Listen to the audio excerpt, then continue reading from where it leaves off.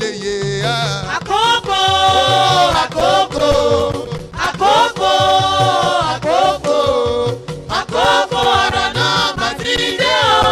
Ará ilé èrò ọ̀nà tètè máa bọ̀, wá gbọ́rọ̀ ìyè kó lè yé. Everything called recession will never be your portion in the name of Jesus. Àkókò, àkókò, àkókò ọ̀rọ̀ náà mà ti dé o. Ará ilé èrò No, but you are a liar. I will pull you down. kó lè yé. Shall be well with you. Á dára fún yín. Àkókò, Àkókò, àkókò, àkókò ọ̀rọ̀ náà mà ti dé o. Ará ilé. Mo rí rẹ̀ gbà o. àsálẹ̀ agbára jíǹde àsálẹ̀ agbára jíǹde agbára tó ti Jésù Olúwa dìde nínú òkú tójú ti eléni ní àtolùfisùn ó fẹ́ jí ohun rere gbogbo tó ń tò gbé àtèyí tó ti kú dìde láyé tiẹ̀ náà lásálẹ̀ agbára jíǹde ọjọ́ Friday kejì lóṣooṣù nípàdé ìṣòru ńlá yìí ń wáyé àsálẹ̀ agbára jíǹde ọjọ́ Friday tó ń bọ̀ yìí ni o ní the World Bible Church 1 Ganiyu Murana Close Ajẹ́lógo my 12 Ketu nílùú Èkó láago 10 alẹ́ dìdájí Prophet J.B. Kúmọlúyì fẹ́ fagbára jíǹde Jésù pàṣẹ fún iṣẹ́ tó ń tò gbé àtòwò tí ò lọ déédéé àti gbéyàwó tó yadi tí ò léso ìdílé tó ń dàrú àti gbogbo ọmọ ológo táráyé ti dógògò lé láti gba agbára àjíǹde àkọ́tún fún ìṣeré àti ìsọdọ̀tun láyé gbogbo ènìyàn ẹ jẹ́ àpàdé lọ́jọ́ Friday tó ń bọ̀ yìí ní the World Bible Church 1 Ganiyu Murana Close Ajẹ́lógo my 12 Ketu nílùú Èkó Prophet J.B. Kúmọlúyì lolúwa máa lò láti sọ ire ayé rẹ jí padà lórúkọ Jésù gbogbo ènìyàn ẹ máa bọ̀ fún ìwádìí 08036297770 tàbí 08056559500 Jésù Kristi lọ́lúwa. We bound every contrary spirit. Gbogbo ẹ̀mí àṣelòdì lágbédè. Let them be bound forever in the name of Jesus. Kí wọ́n wà lórí ìdè títí láéláé. And I send them to the bottomless pit. Mo rán wọn kọjá lọ sí ọgbọ́n àìnísàlẹ̀. I release fire from above Mo tú iná sọ̀kalẹ̀ látòkè. to consume them in the name of Jesus. Láti jó wọn run lórúkọ Jésù.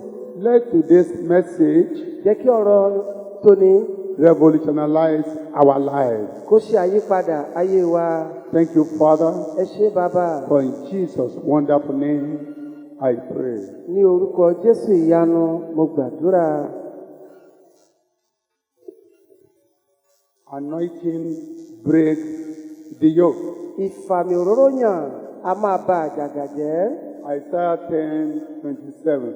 Shall come to pass in that day that his burden will be taken away from your shoulder, and his yoke from your neck, and the yoke will be destroyed because of the anointing oil.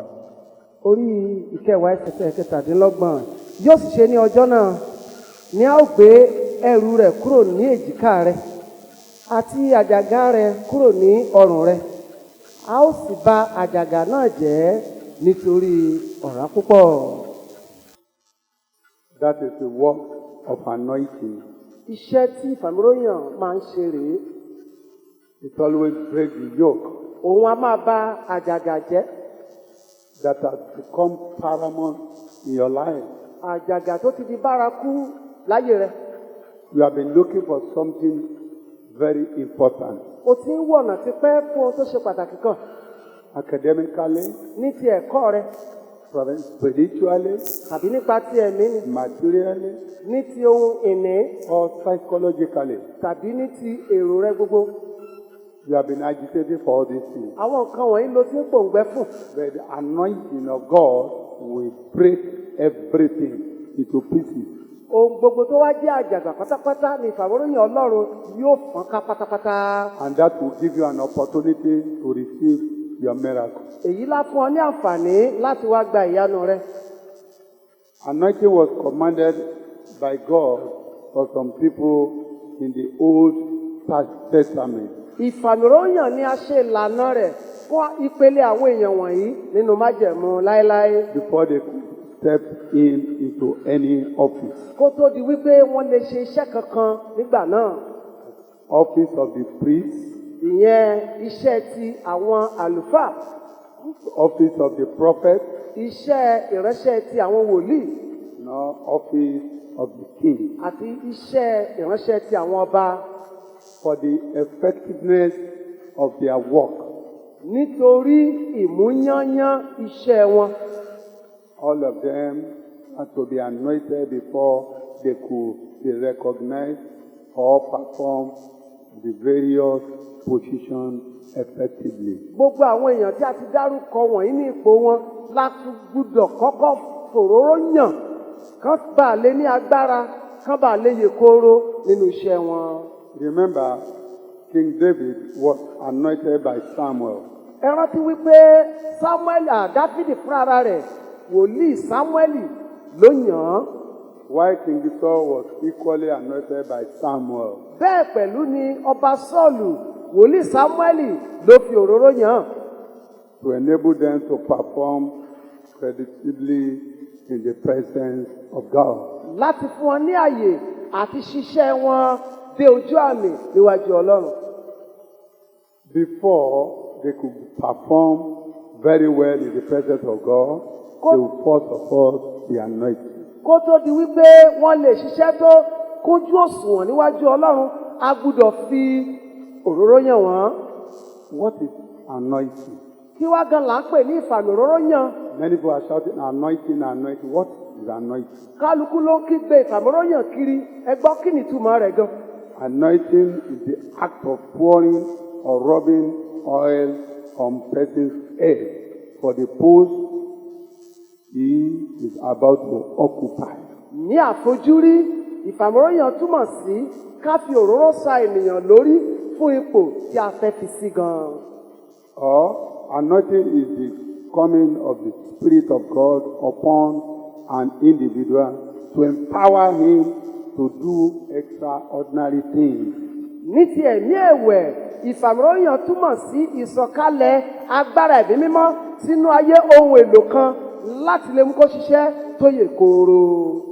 Anointing can also mean the supernatural ability God gives you so as to flow in your area of calling or ministry. Ìfàmìróyàn ó wà fún ènìyàn lásán tí Ọlọ́run tó dá agbára tóbi jù tó dá lù kó bá lè ṣe iṣẹ́ tí ó yàní lẹ́nu. God can call you today.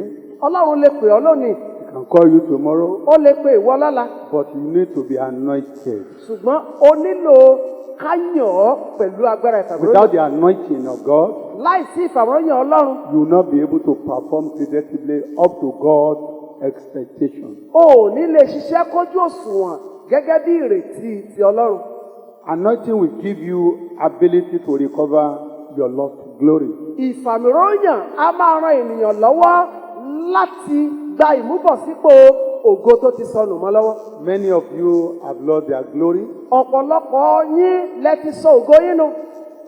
The enemy has already bastardized your glory. Ọ̀tá ti ṣe ògo ọ̀pọ̀lọpọ̀ báṣabàṣa. Paternal and maternal home. Nílé bàbá wọn, nílé ìyá wọn. They have done something very bad to you. Wọ́n ti ṣe ìkà púpọ̀ fún ọ. But anointing will give you the ability to recover all. Ìfàmìróyàn láwá fún ọ láǹfààní lẹ́ẹ̀kejì láti gba gbogbo ògo rẹ padà. Anointing will allow you to recover all the spiritual gifts that you have lost. Ìfàmìróyàn pẹ̀lú yóò ràn ọ́ lọ́wọ́ gbogbo àlùmọ́nì tẹ̀mí tó ti sọnù wà á lè rí gbà padà. Peradventure, you have lost spiritual gifts. Bóyá o ti pàdánù àwọn ẹ̀bùn ẹ̀mí kan. Initially, you can pray very well. Tẹ́lẹ̀tẹ́lẹ̀ o lè gbàdúrà dáadáa.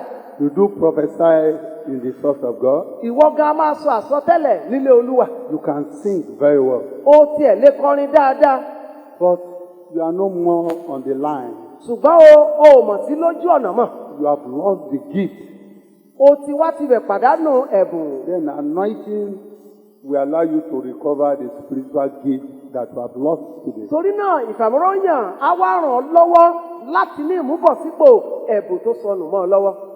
Anointing is the spiritual equipment of God's tools to get the job done quickly. Ìfàmìróyàn òun ni ìkúnfúnni agbára Ọlọ́run fún àwọn ohun èlò tọ́lọ́run bá fẹ́ lò láti lè ṣiṣẹ́ rẹ̀. anointing is not human strength or flesh ability, but the presence and the power of God. Ìfàmìróyàn kì í ṣe ohun tí ẹran ara fi fúnni tàbí tá a fi pa ènìyàn ṣe, ṣùgbọ́n ìwàláàyè agbára Ọlọ́run nínú ẹ̀dá kan. As soon as you receive the anointing of God, Ní kété tó o bá ti fojú gan ní ìfàmìróyàn Ọlọ́run, the presence of God will be with you always, ìwàláàyè Ọlọ́run á wá dúró tì ọ́ lóòrèkóòrè. and it will suddenly change your life. Lójijì náà lá ṣàyípadà ayé rẹ, Even in your ministry, iṣẹ́ ìránṣẹ́ rẹ pẹ̀lú. in whatever you are doing, Ohunkóhun tó bá dáwọ́lé, there will be a tremendous changes. àyípadà tó mú yányán àwọlé wá. Spiritual changes. Ní ti ẹ̀mí pàápàá, You will know that something is working in your life. ìwọ gan á mọ̀ dájú pé nǹkan kan tó yàtọ̀ ó ti ń ṣiṣẹ́ láyé rẹ. Anointing will set you free from any bondage of Satan or enemy. Ìfàmìróyàn yóò tú ọ sílẹ̀ kúrò nínú gbogbo ìdè Sátánì àti tàwọn ọ̀tá rẹ. Or sickness that has become paramount in your life. Àti wípé kúrò nínú gbogbo àìsàn tó ti di bárakú báramúlẹ̀ nínú ayé rẹ. Or a persistent sickness. Àìsàn tó lòun ò ní fi ọ́ sílẹ̀. The anointing of God will break all these things. Ìfàmìróyàn Ọlọ́run á fọ́ wọn tútú. Peradventure, you are not very good academically. Bóyá ní tìrẹ bí ọmọléèwé orí rẹ ò pé tó fún ẹ̀kọ́ rẹ.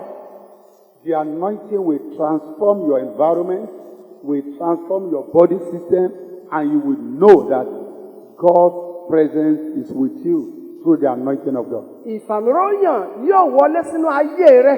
Ìfàmìróyàn yóò tún ọpọlọ rẹ ṣe. Ìwọ gan á wá dàmọ̀ wípé Olúwa ti dé sáyé rẹ. Day one, I received the anointing of God. Ní ọjọ́ àkọ́kọ́ tí mo bá ẹ̀mí mímọ́ Ọlọ́run pàdé, My life has never remained the same. láti ìgbà náà wá ayé mi ò dúró lójú kan. From there, God endowed me with many power, many gifts. Láti ibẹ̀ lọ ni Ọlọ́run ti dáwọ́ agbára púpọ̀ lé mi àti àwọn ẹ̀bùn rẹ̀. At times, if I'm praying for signs and wonders, Ní ìgbà míì tí n bá ń gbàdúrà fún iṣẹ́ àmì òun ti yánu. people don't believe that I'm using the power of God. Àwọn míì gan wọ́n máa ṣe èméjì pé ságbára Ọlọ́run lélẹ́yìn lò ṣá. That is what is going to happen to you. Ohun tí ó ṣẹlẹ̀ nìyẹn, ayé rẹ̀ á dàríyànjiyàn. Because people will not believe. Torí àwọn èèyàn ò ní gbà ọ́ gbọ́. Your market will just be going on systematically. Ọjà rẹ̀ á kàn máa lọ mẹ́lọ́mẹ́lọ́. Your education will just be going on systematically. Ẹ̀kọ́ rẹ̀ náà á máa lọ déédéé. Every good thing that you might have laid your hand upon, Ohun rere gbogbo tó bá dáwọ́ rẹ lé. everything will be okay. Ohun gbogbo òun lá ṣe déédéé fún ọ. If it's a woman, Bó bá jóbìnrin, the people will say, don't mind that woman. tó bá jóbìnrin ni àwọn èèyàn nù. Ó jẹ́ fọ̀rọ̀ obìnrin yẹn lẹ́yìn tiẹ̀. She has so many concubines. Àlè púpọ̀ púpọ̀ ló ń kó kiri. People will talk Àwọn èèyàn á sọ nípa rẹ̀. about the glory they see in your life. Nítorí ògo tán bẹ̀rẹ̀ sí ń rí láyé rẹ̀. If you're a minister of God, Tó bá wá jẹ́ ikọ̀ Ọlọ́run, a genuine minister of God, ojúlówó ikọ̀ Ọlọ́run, not those who have already polluted the anointing of God nowadays. kì í ṣe àwọn tó ti ṣàmúlò málà ìfàmúróyìn Ọlọ́run lónìí. The power of God is enough to do anything extraordinary. Agbára Ọlọ́run tó láti ṣe iṣẹ́ rẹ̀ láti ṣe púpọ̀ púpọ̀. That's the reason why people don't believe about the power of God today. Ìdí rèé o tí ọ̀pọ̀ ènìyàn fẹ́ gbàgbọ́ mọ́ nínú agbára Ọlọ́run lónìí. During the miracle time, Ní ìgbà tí iṣẹ́ àmì àti iṣẹ́ ìyanu bá ń lọ, they will give some people money. wọ́n á fún àwọn kan ní owó àbẹ̀tẹ́lẹ̀. Go and pretend as if you cannot see. Ìwọ lọ pín rọrọ bí ìgbà tó jẹ́ wípé ojú tìrẹ ti fọ́, ó sì ti wá ríran. And they will give them money. Wọ́n wá fún wọn ní owó abẹ́nú. All these things have been commercialized. Ohun gbogbo wọ̀nyí làwọn èèyàn ti sọ di gbélépawó. That is why people don't believe. Ìdí rèé o tí ọ̀pọ̀ ẹ̀dá ò fi fẹ́ gbàgbọ́ mọ́. At times, people will say, this is not the power of God. Anytime I'm praying for people, they say, this is not the power of God. That man is using one thing or the other.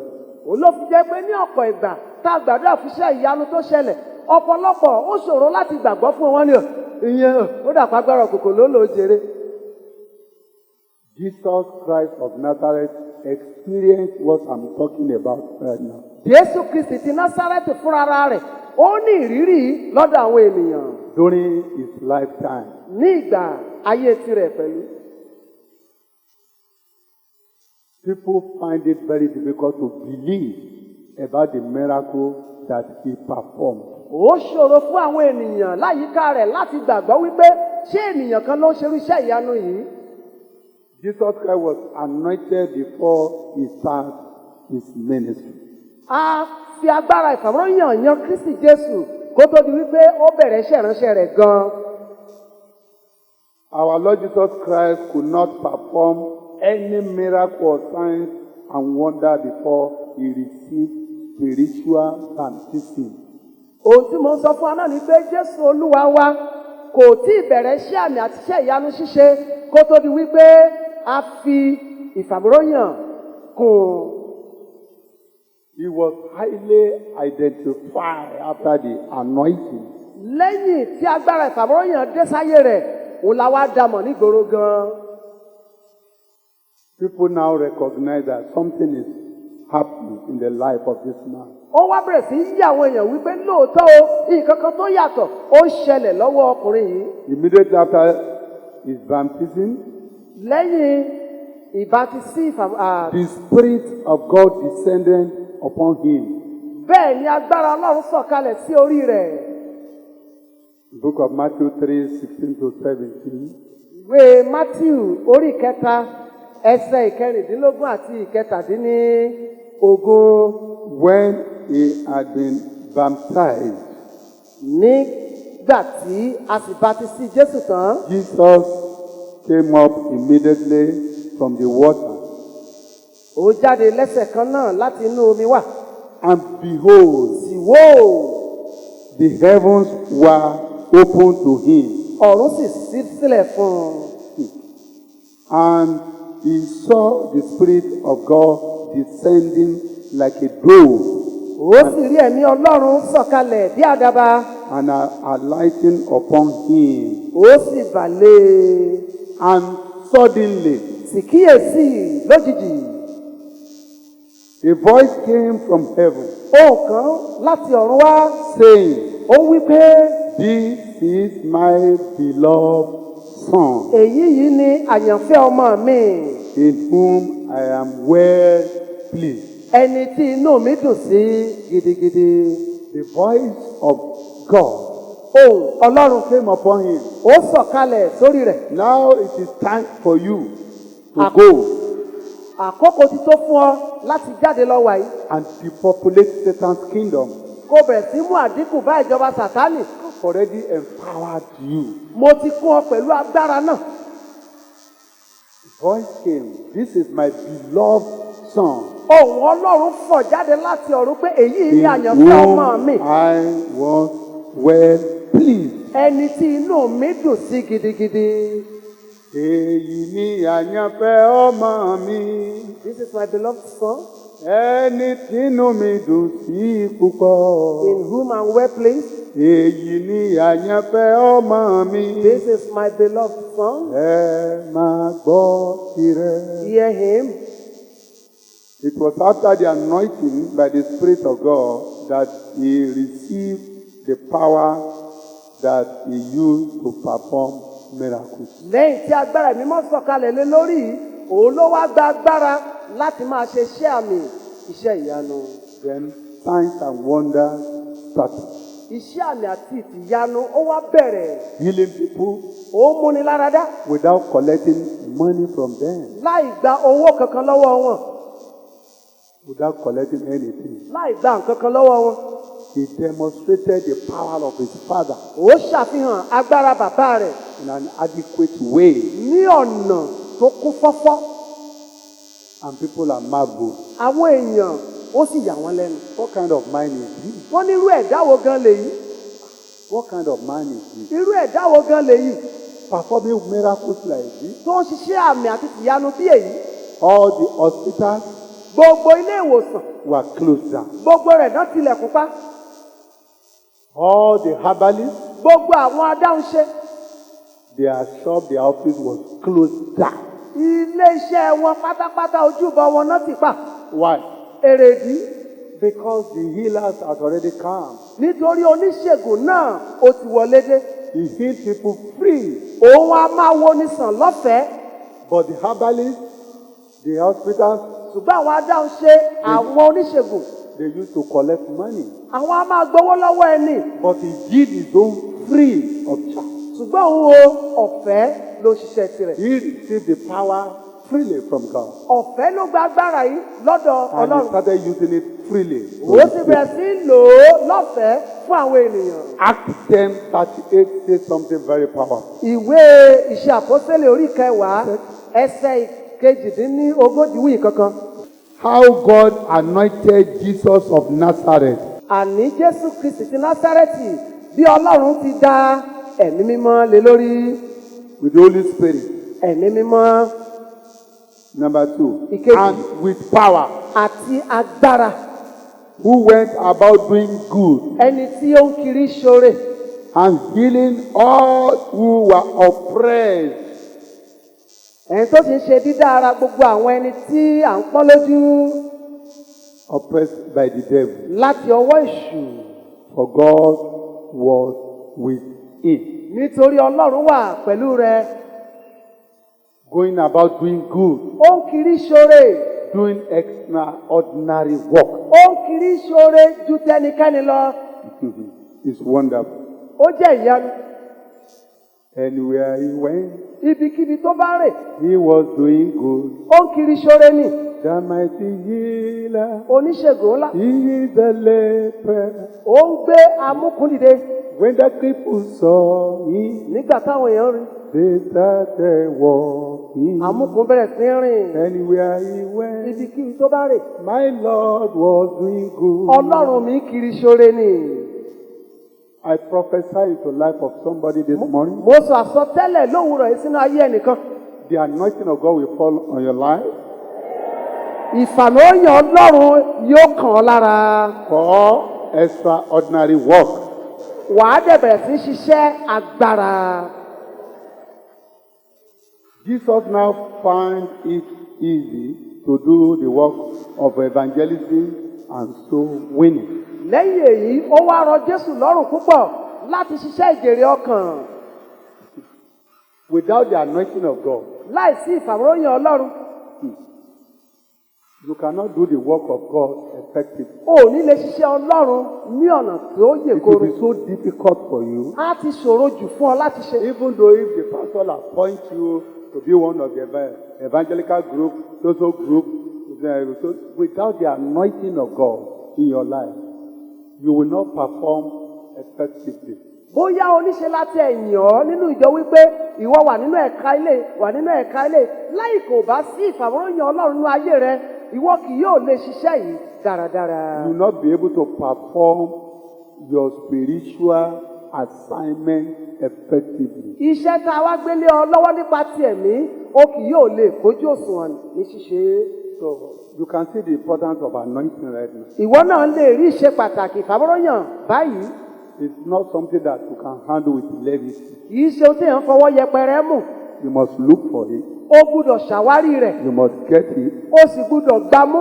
It must abide in you O gbúdọ̀ máa gbé nínú rẹ̀ for the effectiveness of his work. fún ìmúṣẹ́ṣe àwọn tó bá fi lé ọ lọ́wọ́. mo rí rẹ̀ gbà o.